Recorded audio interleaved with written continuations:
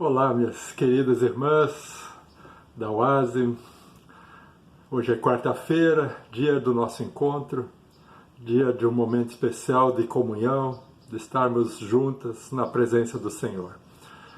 Hoje eu gostaria de compartilhar com vocês, nesta quarta chuvosa, último dia do mês de setembro, uma história de um encontro que aconteceu entre Jesus, seus discípulos e um grupo de pessoas numa das suas idas para Jerusalém.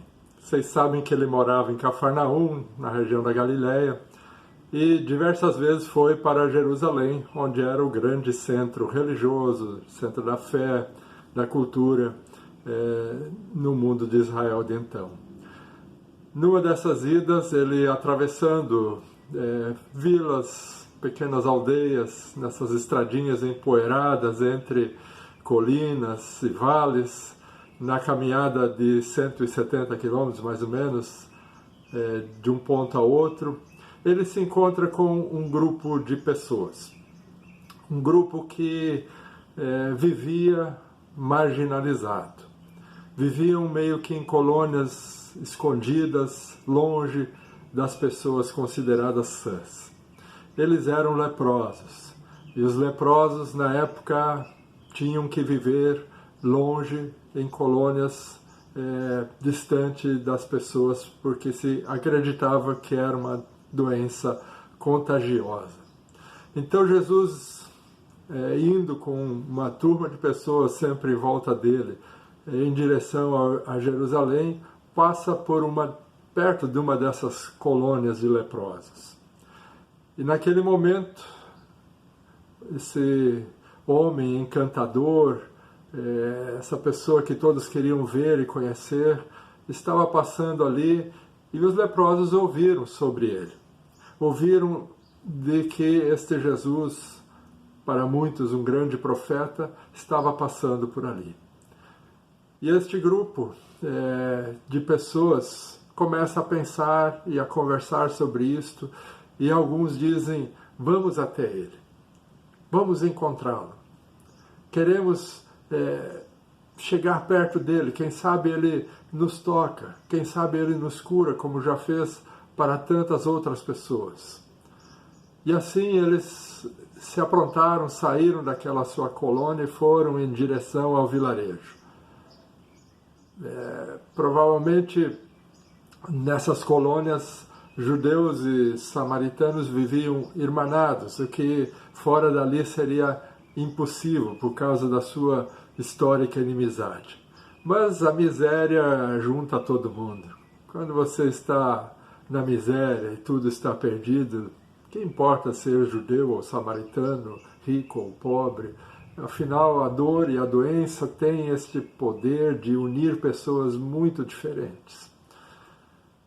E assim os leprosos se dirigem até Jesus. Aqueles, pelo menos, que pensaram que ele poderia fazer uma diferença em suas vidas. Interessante que eles não podem chegar perto de Jesus, nem de pessoas sãs. No mínimo 70 metros eles tinham que ficar de distância. Então vamos imaginar que a uns 100 metros do grupo onde Jesus estava, eles param. E de longe eles começam a berrar e a gritar, Jesus, Senhor, tem misericórdia de nós. Eles deram o primeiro passo. E fazer a parte da gente é o primeiro passo num processo de cura e de libertação.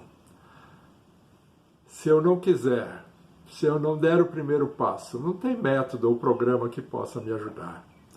Eu primeiro preciso reconhecer a minha miséria, a minha necessidade, dar o primeiro passo em busca de auxílio e de ajuda, para então algo acontecer. De nada adiantaria eles saberem que Jesus estava por ali e ficar lá na sua colônia, apenas pensando, seria legal, de repente, que ele viesse aqui ou coisa assim. Não, eles dão o primeiro passo, eles não perdem tempo, eles correm até perto, o mais perto possível que eles podem chegar de Jesus. Não deixaram para o dia seguinte, porque não haveria dia seguinte. E assim eles começam então a buscar, a gritar, a provocar Jesus para que ele reaja. Cegos já haviam sido curados, pães multiplicados, pessoas coxas levantadas do seu leito de enfermidade. Com comprovação da ciência ou não, isso tanto faz. O fato é que essas pessoas estavam ali de pé, curadas. A fé simplesmente acontece quando nós nos movemos e nos abrimos ao agir de Deus. Não é um lance planejado, calculado, cientificamente provado 1000 vezes. Ela acontece, apesar de tudo. E essa oportunidade estava ali diante deles. Eles não tinham nada a perder, na verdade. E assim eles agem, vão até ele. E a vontade então se transforma nesta corrida rumo a Jesus. Quando eles chegam perto de Jesus, sua única opção é este chamado, este grito por misericórdia. Jesus, Mestre, tem misericórdia de nós. O que significa isso? Pedir por misericórdia. Primeiro, significa reconhecer que quem pede não tem poder algum para solucionar aquela dificuldade, aquele problema. E segundo, que aquele que pede por misericórdia entende que o outro tem todo o poder de fazer a diferença. Jesus, então, olha para eles e, respeitando as leis e as regras da época, atende o desejo dos leprosos, mas de uma forma diferente do que tinha feito com outras pessoas. Ele não os toca, ele não chega perto, ele apenas diz para eles: vão e se apresentem ao sacerdote para que ele certifique a cura de vocês. Esta era a regra. Para alguém ser declarado puro e poder voltar ao convívio social, ele tinha que ir até o sacerdote, este faria um exame e daria o veredito. Mas eles estavam leprosos. Como é que seria isso? Como é que o que o sacerdote iria pensar deles? Ainda estavam doentes. Mas ele se põe a caminho.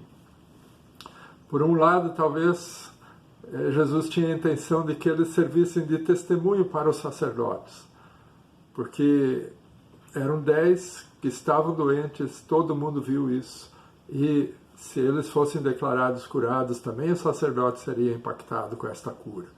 Ou simplesmente desejava ver a obediência deles, se eles de fato iriam crer ao ponto de ir até o sacerdote mesmo olhando para si mesmos e dizendo: nós ainda estamos doentes.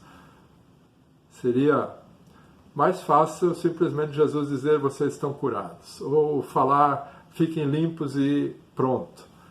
Mas Jesus queria que eles se movessem em fé, que eles agissem, que eles fossem até o sacerdote. Eles tinham que crer para tanto, e crer significava dar este primeiro passo em direção à cura. Eles vão até o sacerdote olha para eles e vê que, de repente, no caminho, eles ficaram limpos da lepra. Ele lhes dá o atestado de cura. Interessante. A fé é esse agir em esperança, é este ir, este fazer, baseado não naquilo que se conhece, mas naquilo que se crê. Naquilo que se crê que Deus pode fazer. E quando vão, são curados no caminho, na obediência, no trajeto da obediência. Na medida em que caminham, a lepra vai desaparecendo. E talvez essa seja a forma mais comum de Deus nos curar. Ele pode fazê-lo das mais variadas formas, mas talvez a mais comum seja essa de, na medida em que nós cremos, em que nós caminhamos com Ele, nós vamos sendo purificados de tantos males, de tantas coisas, doenças emocionais, doenças da alma, somatizações, dependências afetivas, do álcool, das drogas, de relações opressivas, de atrofias espirituais, tantas coisas que nos prendem e nos subjugam e que na caminhada da obediência vão sendo jogadas para longe, vão sendo purificadas e a gente vai se vendo cada vez mais livre. Claro que Jesus, por vezes, curou com um simples toque, com uma simples palavra, com uma única ordem. Mas o mais comum, eu creio nisso, é o de que Ele faça isso nas nossas vidas num processo de caminhada e de obediência. Aquilo que, em outras palavras, alguns chamam de santificação em nossas vidas. Algumas coisas para guardarmos antes de terminar. Primeiro, a fé tem seus momentos e ocasiões de acontecer e desabrochar. Mas somente verão isso aqueles que buscam a Deus, aqueles que se lançam em seus braços, aqueles que creem em seu poder e na sua glória, assim como os leprosos fizeram. A segunda coisa, Jesus cura nesta caminhada. Este é o grande aprendizado da fé. No dia a dia, nas lutas constantes. A terceira coisa é que a cura é promessa de Deus. Ela sempre vai acontecer, mesmo que de modos diferentes daquilo que nós esperamos. Mas ela não deixa de acontecer, porque Deus quer nos curar. Às vezes fisicamente, tantas outras vezes o maior interesse seu é o de nos curar espiritualmente. E quarta coisa, esta é a cura das curas, a cura espiritual. Para terminar, vejam, 10 foram curados, foram limpos da doença, se apresentaram ao sacerdote que deu atestado, estão curados. Apenas um foi plenamente curado.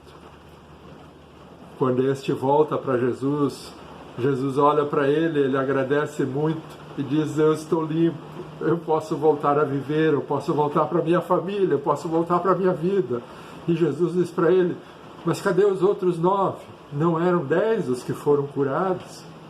Sim, 10 foram curados, somente um foi salvo. Somente um reconheceu que a sua cura realmente veio de Deus. Os outros saíram correndo, talvez para os seus afazeres, para suas casas, suas famílias, para mostrar a euforia: estou curado, estou limpo. Apenas um se prostrou com o rosto em terra, adorando ao Senhor e reconhecendo a divindade daquele que o salvou. E para este Jesus diz: vai, a tua fé te salvou. Ela não apenas te curou, ela te salvou também. Que nós não apenas sejamos curados em nossas vidas, mas também sejamos salvos, pelo poder, pela graça e pela misericórdia de Deus. Esta é a cura das curas, que assim seja. Amém. Para concluir, eu quero ainda lembrar em oração da Evinha, da Ivone, da Vilma e da Nancy e da Rosângela. Senhor, nós oramos para que restaures a Evinha, que teve uma fratura, já foi feita a cirurgia, que ela se restabeleça, Pai, e possa novamente voltar ao convívio dos seus. Oramos pela Vilma também, para que o Senhor conforte o seu coração, pela Enilda, pela perda do Carlos e do Palmarito. Queremos também interceder pela Ivone, Senhor, Ivone Schultz, que está com esse problema da pressão desregulada, Senhor, diante do AVC que teve. Restaura e cura a irmã Ivone também. Toma em teus braços, Pai. Nós oramos por ela mais uma vez. E pela Nancy, pela Rosângela, que tem passado por problemas de ansiedade, Senhor. Também ali, Pai, põe a tua mão e com elas, por meio delas também oramos por tantos que estão atribulados, ansiosos, mentalmente perturbados, Senhor. Angustiados com toda esta pane do ano de 2020. Que o Senhor nos mantenha em paz e segurança, em equilíbrio emocional e principalmente espiritual, para que não nos afastemos da Tua presença e não deixemos de ser acolhidos em Teus braços, Pai. Em nome de Jesus, que nos ensinou a orar: Pai nosso que estás nos céus, santificado seja o Teu nome. venha o teu reino, seja feita a tua vontade, assim na terra como nos céus. O pão nosso de cada dia nos dá hoje, e perdoa-nos as nossas dívidas, assim como nós também perdoamos aos nossos devedores. E não nos deixes cair em tentação, mas livra-nos do mal, pois teu é o reino, o poder e a glória para sempre. Amém. Um grande abraço a vocês, que seja uma abençoada reunião, um encontro das amigas nesta tarde, e que Deus continue nos guardando e nos guiando hoje e sempre. Amém. Até a semana que vem.